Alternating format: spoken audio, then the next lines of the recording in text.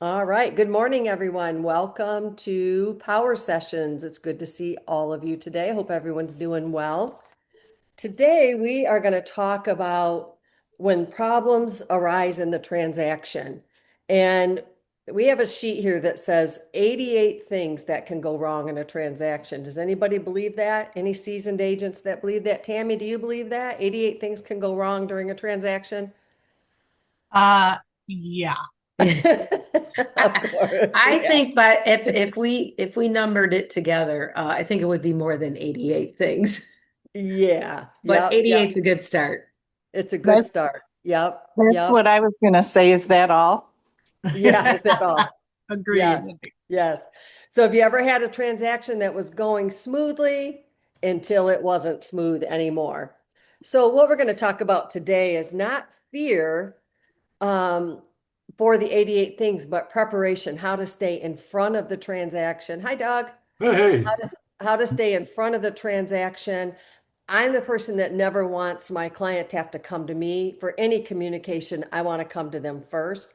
So let's just say they're not getting any showings.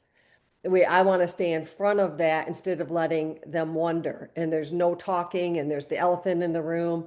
I call my clients every Monday and just communicate with them and tell them what the market's doing. So this is going to be a great class and hopefully help you to be more effective in your business. Tracy, any thoughts? Yeah, I just, as we were talking about sort of our goal of everything, it's the why transactions fall apart. These are the things, the goals for the class today is why transactions fall apart, where agents can proactively reduce risk, how to be Mhm. good communicators, use systems to just not create chaos, right? And Mhm. then how to become a calm, trusted professional. Yes, good advice. Good advice. So when you think about a transaction, you have, hang on, let me let someone in. You have buyers, you have sellers, you have lenders, you have title work. These are also things that you can use when you are setting your value or proposing, showing your value to your clients. These are the things that we watch from beginning to end. Buyers, sellers, lenders, title, appraisers, inspectors, insurance, attorneys, contractors, emotions, deadlines. The list goes on and on and on. And so we are the keeper of this complete transaction. And as a professional, our job is to have a smooth transaction all the way to closing. Sometimes my clients don't even know I overcame something for them. I'm just in front of it, right? So we're going to go through some of the things that you might run into. And so as we mentioned, the goal here is preparation. So let's talk about the first one. Let's see, is that me? That's me, I guess. So most deals don't die from one big thing, but it's when the small things start adding up. For example, I have a new listing, and because of the time of year, the showings have not been as frequent as we would like, right?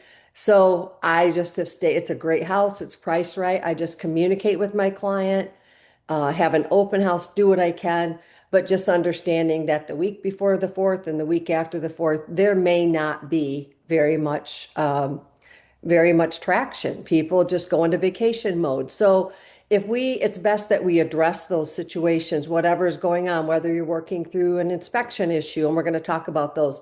One of the things that we say that happens quite a bit, sometimes people just stop responding. Have we ever seen that, Tracy? Yes, we have. And Yeah. that's because the level of frustration has grown. And so, yeah, the clients can sometimes get a little quiet because they're frustrated with you. Yep, yep. So, what we're going to talk about today is staying ahead of the transaction.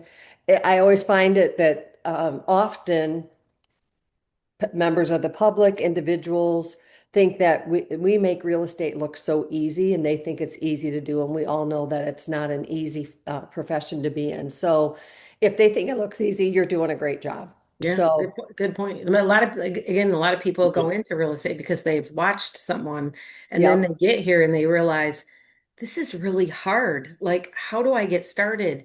Hmm. Because in the absence of a transaction, it's really hard to learn the business. Yep. Yep. So let's talk about the first one here, Tracy. What about buyers. Let's talk about what can go wrong when we're working with the buyer. Yeah. When you're working with a buyer, I always find that a story is often the thing that resonates with us, that helps us remember things. And it takes me back to a story of a client that I worked with very early in my career. I remember that Huntington Bank was the lender. And we had talked to the client about, okay, now you're buying a house. Don't go out and buy things and charge things on your credit card. Keep those balances low.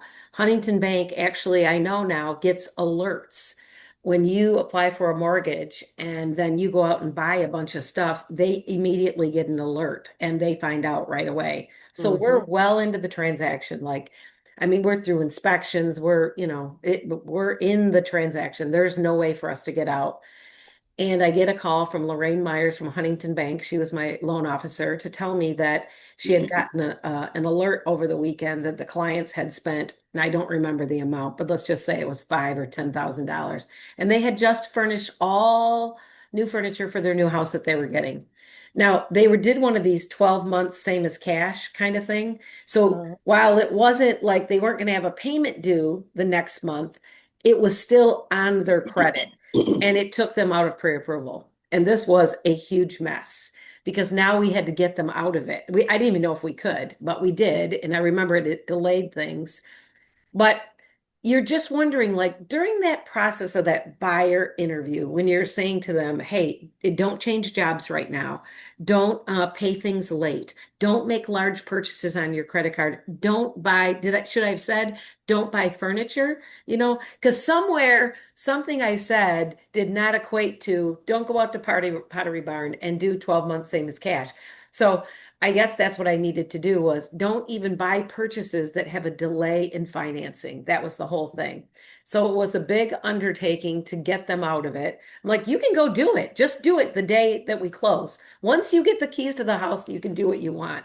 So just know that these conversations are so important up front because they set the stage. They help lower the chaos, the anxiety, all the places where the transaction goes sideways. You don't Hmm. want any income changes. Don't deposit cash into your account.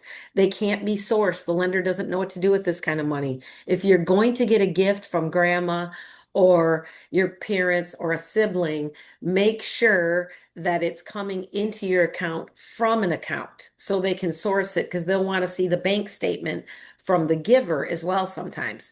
So if they can't locate where the money came from, it's not going to be able to be used in the transaction. And then buyers get cold feet.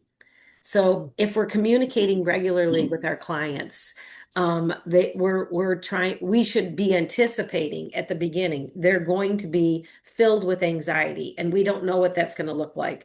When you start a transaction, even with a family member, sometimes the worst, or a good friend, you see them at their best and you see them at their worst. And sometimes you're like, whoa, I don't even know if I know this person. But this is what happens. So anyway, Yeah. so be prepared, prepare your client for all these different things where risk could be involved if they do these things. I remembered Jack on my team had a client pull up in their brand new car to a showing. He was like, where did that come from? Like that's not going to be They ended up not being able to even buy a car or a house because the car was more important than the house purchase. They didn't listen. Right, good advice. And always just check with your lender. Because maybe you have strong credit and some movement might be okay, but it's really best to assume that you can't. I've had this happen. Have Mm. you ever got a pre-approval for a buyer? They got their pre-approval, they're told they can go buy X amount of dollars, get a house. And then all of a sudden, the lender starts verifying because you'll go in, you'll do your pre-approval, they'll take what you say, they'll pull your credit score. Everybody's all excited. And then they'll begin to verify. And what's one of the first things they're going to ask for? Your tax return. Has that been filed? I've been there. No tax return filed. We're dead in the water when that happens because they're going to need a tax return. So really just look at those things ahead of time. And now I know to ask the right questions. I would have never thought someone didn't file their tax return. And there's different reasons they didn't. Maybe they own a business and they go all the way to October before they file. Yeah. There's just could be other reasons. So anything to do with, keeping buyers, sometimes we work with the buyer and they don't have any credit. And so I've had clients where they had cash but no credit. So your lender is your friend. Called up my lender and said, "Hey, what do we do next?" I had no idea that they could go get a prepaid um, card Credit that card. yeah, a prepaid credit card where they put $500 in, they buy gas every week, they pay the gas off, and a year later, we sold them a house. So just be the pro, know that there are things we can do to help our clients and how to advise them. So, any other thoughts on that? No, I think that's good. Just Perfect, great story. Don't yeah. buy Pottery Barn. Exactly. I think it needs to be the do you have a do not system, right? Do not Yes. do this, do not do that. Yes. And someone asked in the chat, do we have that list? And I personally do not have that list, but I would reach out to Bernie and with Big Lake Lending and see if he has. I do notice on some of the lender emails I get, they have little disclaimers at the bottom. We are checking your credit. Do not purchase anything. Do not make late payments. So I would check with the lender, and that'd be a really great thing to put in your buyer packet. So Yeah. good topics. All right, so let's move on to the next one. So that was working with buyers. Let's talk about sellers. What problems have we seen? And there are a whole lot of other things too. We can post this in Connect if you'd like. Um, One of the things we see sometimes as a broker team is the buyer goes for their walkthrough, everything looks fine. The next day, the buyer moves in, and guess what? The refrigerator's gone. Or typically, it's going to be the refrigerator or washer and dryer are gone. And so a lot of times what we see is not a lot, but sometimes we see where contracts that do not have those personal property written in. Remember, even though it's offered on the MLS, it doesn't go to the buyer unless you write it in. I go as far as when I write a contract, and let's just say the seller says, "I reserve the freezer in the garage." I will put our appliances, stove, refrigerator, washer, dryer as what we're going to take as personal property. And then in the reserve line, I will say seller to keep freezer. I just want to make sure that all of the communication is is actually as clear as we can make it to avoid those problems. Let's see, what Wow. was the other? Yeah. Tammy just said, is Colleen on? She just had a seller move back into the house after the final walkthrough. Well, She that's a did. new one. Just Kim, do you remember that? It wasn't that long ago. Which one was it? Colleen Menzel had Colleen that? Dawson. Oh, Colleen Yeah. Dawson. I don't. Tell us about it. What Yeah. they do. So if you're on Kohat, just stop me. But she had, they did their final walkthrough, came back after closing the next day, and the seller had literally moved back in. Are they out They now, or how'd that end They up? are. They had to get police involved. They had to get their, they think they're, and the lady was older. They think there was some mental illness. I mean, Oh, just, no. yeah. And the whole family had to get involved. But I'm like, well, that was a new one. That's a Yeah. new one. I helped an agent years ago here at Five Star, and I remember they did their walkthrough and they went to closing. After closing, the new buyer goes to the house, and all of the windows in the sunroom, the porch, had fallen in. Oh, my word. And they thought it was vandalized. And I don't know what we ended up, it's been years now. I don't know if there was a storm and the windows were loose, but they literally went back, and all of those, they were older windows in like a back porch area. They had all fallen in and broken. Oh, Yeah. my word. Here's one for you. When you have a seller that you're working with and they tell you that they would like to reserve the washer and dryer and maybe the refrigerator, and you put it into your listing contract, seller reserves, these items, right?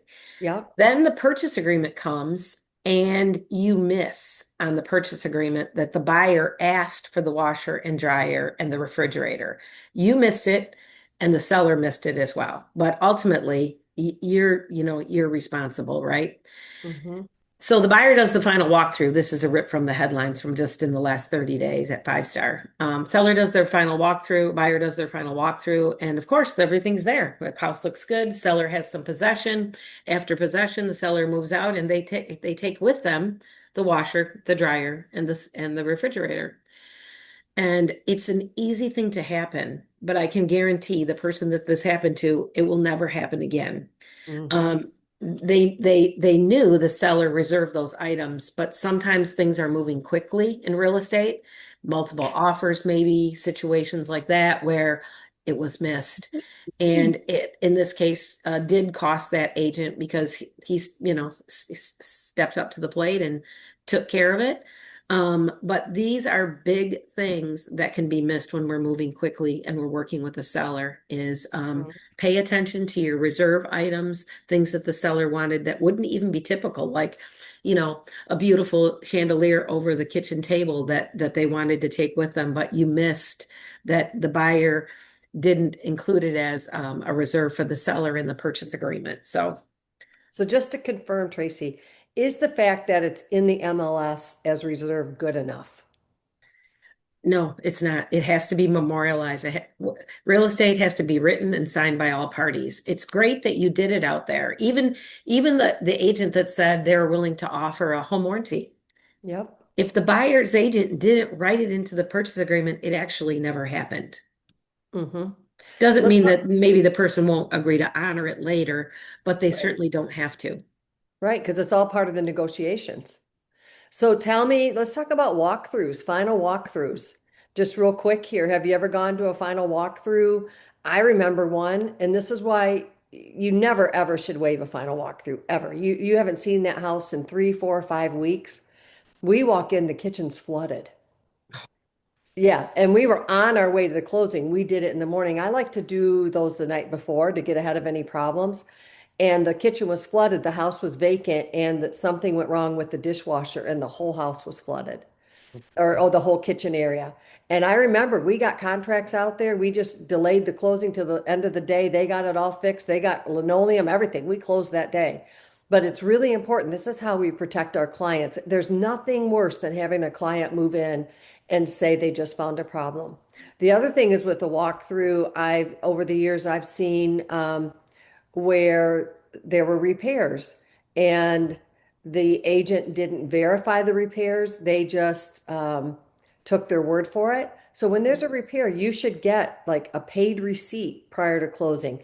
You want to check out. So then when you move in and there's a problem with the chimney, you know, who am I calling? Who did this work?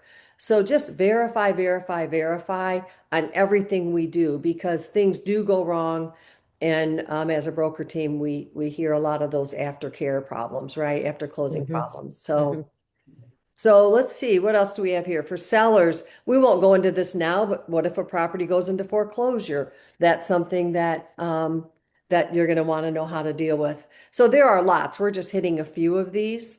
And at the end, we'll take some questions if anybody has any other ones. So let's move on to what about inspections, Tracy?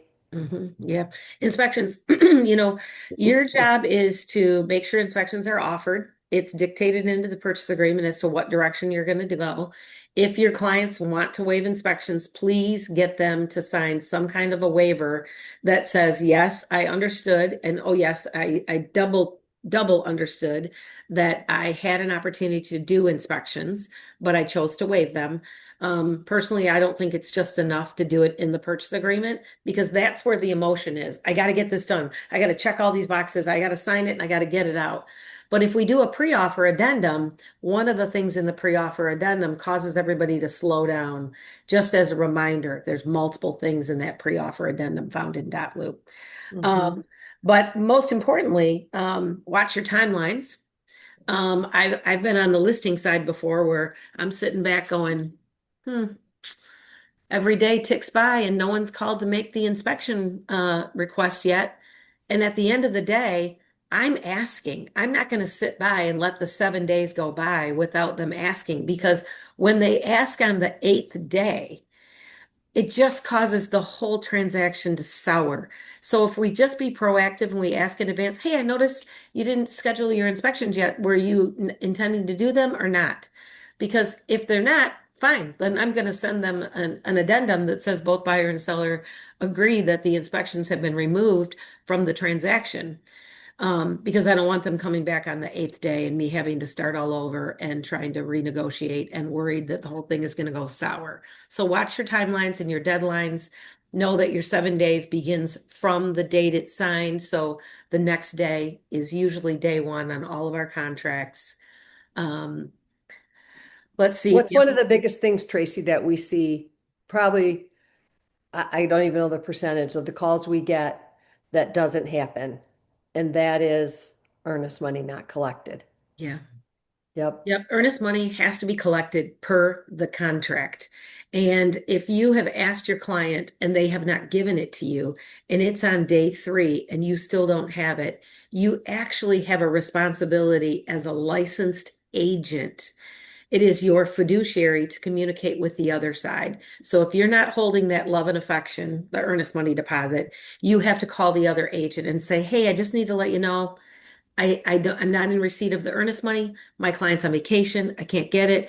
I'm going to write an addendum to extend that for 24 hours. Whatever it is, whatever the situation is, this is where the only time you have to be honest is over that money, because otherwise your fiduciary is just to your client, but you owe honesty to the other side of the transaction. Have there ever been agents that have had to pay that because Yes, they there did have. not communicate? Yeah, if you didn't communicate it, we're actually going to expect that you're going to be the one making it right. It's not the broker didn't do anything wrong. And when the other agent has their hand out saying the transaction fell apart and where's the money and no one told me, we might get those calls sometimes. Yeah, we do. Yep. So just remember when it comes to inspections, final walkthroughs, as the pro, the one that keeps this transaction moving, communication is such a key here. And and be good negotiators, watch your timelines. We come up with structural issues, appraisal issues. Maybe the buyer wants out of the transaction because they're alarmed. Know how to work with your buyer to I always set precedents with my buyers about what an inspection is for, what we're looking for, how the process works, et Yeah. cetera. But remember, you're the advisor. Yeah. And if our license says the state of Michigan. So we walk around with the state of Michigan on our forehead. And sometimes agents find themselves working in another area that they're not familiar with. But there are many areas, in fact, counties in the state of Michigan that have requirements for well and septic. Yep. So if you're working in an area that you're unfamiliar with, I would encourage you to go online. You ChatGPT is your friend. You're going to find out all the different counties in the state, verify with the community that you're in. I hear Greg Carlson said this with me last week when we did a Zoom together. If the house says it has city water and sewer, ask your client for a copy of the water bill. That's going to tell you whether or not it has well and septic or city sewer. And water. So you really do want to know these things. We've had this too, where a person thinks they're buying a house that has city water and sewer, and then they move in and they find out that it's well and septic. And that number one, they didn't inspect it because they didn't know, and the listing agent had it incorrect. But it is the buyer's agent's job to verify all this information. So when it's your buyer and it says well and septic, and you're thinking, wait a second, I know that neighborhood, it has city sewer. Investigate. That's part of our job as an agent is to be Inspector Clouseau. For sure.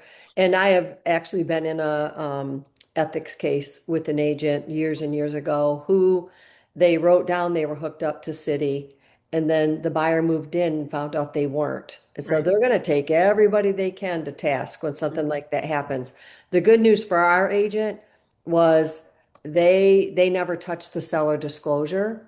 Now, should our agent have verified? Absolutely. That's why, as a buyer's agent, I verify everything. I walk into the township, I'll ask them, are there assessments? Um, are there, like, if say there's water at the street, you always know somewhere someone's paying for that. So Yeah. is there an assessment? We need to ask all those questions so that we know. I saw cows on the land next door. So what are your requirements to have farm animals? Can you have chickens? Can we verify everything so that you're the pro? So Yeah. we always run really close on this Yeah. timeline here, don't we? I know, water at the street is a really good one. I'm glad you brought that up Yeah. because, when you're going through the MLS and you're checking all the boxes and it says water at the street, really what that means is this. I'm not hooked up to the water, but water is available at the street, which means when the well fails, They are not going to let you stay on well water. So your buyer has to know that if this well fails, yeah, water's at the street, but I have to actually pay the hookup from the street to the house. So, Right. Which actually in one of my listings has that going on. And so I know that the neighbors paid about $12,000 to hook that up to the house, even though it's there. And yeah, not cheap. sometimes there are assessments as well. So good information. Tracy, if you have any other thoughts, or we should check the chat here too. Yeah, So, I'll just say the biggest things, and I'll let you look at the chat, but is okay. just a big portion of what you guys are doing is by being good communicators, you are managing emotions. And it goes back to what I said at the beginning. Emotions are like a roller coaster sometimes in a Yes. transaction. And I have a friend, his name is Sam, and I just remember how hard it was for me to stay in front of Sam. He kept trying to get around me and get around me and get around me to get to the next question, to answer the next thing that he knew. And I just remember it was really, he was like, wow, you're just on top of things. Because I literally wake up one day and think, okay, what can I be communicating today before Sam asks me this question or this question? I mean, he just was a very organized person. That's the way his mind thought. And so I found it a challenge and just something I wanted to pride myself in. But have checklists. These are things that Yes. help you manage your emotions. You don't have to know what's coming. You're going to be preparing for it because you're going to have a checklist. So use those. Kim uses what is yours called? Your Google thing? Folio. I Oh, use Folio. folio. Hmm. Kim uses a system called Folio, and everybody has to have a system. And the thing is that when you're in real estate, we've all picked up ideas from each other. And this is why it's important to get together to talk like this, because some of the things I do, I'm the best copycat girl. I'm just telling you, I have no original ideas, but I will see something that someone else did and go, oh, I really like that. I'm gonna start putting that into my business. So, Hmm. um, let's see. I like that Kim wrote, clients will remember how you stayed calm, how Hmm. quickly you communicated, and whether or not you made them feel safe inside the transaction. These are the lasting things that they take with them when they leave the transaction. They're not, they're going to remember the bad stuff if they were there. But if you've kept everyone calm, if you've been a good communicator, you're looking for people to wave your flag at the end of this transaction because you want them to be a client and a friend for life. Yeah, good advice. And just remember, our clients have a lot going on in their lives, and that's why they've hired us as the pro to manage that transaction, to be ahead of it from beginning to end. And one of my last closings about 6 weeks ago, I mean, I loved it when he said, "You should be Realtor of the Year." That means I did a great job for whatever they had going on. I was there, and that's how we should be. We get paid a lot of money to be the pro in a transaction. So, good conversations. Use, like Tracy said, use your checklist, use your systems. Be ahead when they are all upset or panicked. You be the calm. I've got this. Even if you get off the phone, you call broker support and say, "Oh my gosh, what do I do now?" But always be that tall tree in the middle of the transaction and get your closings all the way to the end. So, let's Are there see. any questions in the chat? Folio, Folio. It's Folio.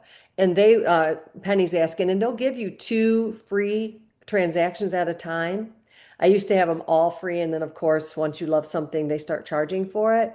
But I literally have a checklist, a template that every time I have a transaction, I pull in the template. Tracy does this in dot loop, same thing.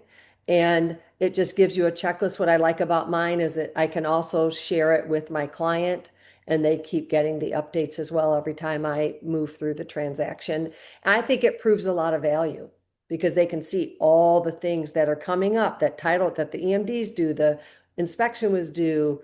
Now we have title work and they can see the appraisal, everything that's coming up in the transaction. So Yeah. good And conversation. I'm reading a few things in the chat right now, Yeah. and a Yeah. few of them are all relating to that final walkthrough. So never underestimate the power of the final walkthrough and what you might find. but make sure your client has that opportunity. If you're me, I go to my final walkthrough and immediately to the closing, not the day before, not 2 days before, even though 48 hours. No, if my client can't do it, I am going and I'm going to videotape, I'm going to take pictures, just to memorialize what was found when I was there to avoid problems later. So, Yeah, good session. Thank you, Tracy. So anybody, I know we're 2 minutes over. We like to respect your time. If you have any questions, any thoughts, thanks for being here, Doug. Good to see y'all after a week. So, all right. Well, everyone have a great week. Our broker support team is here. They're heroes. They covered while we were all on vacation last week. So I will be on the phones a lot this week. So if you need anything, give us a call. sounds good. Bye, everybody. Have a great week. Bye, everyone. See you later.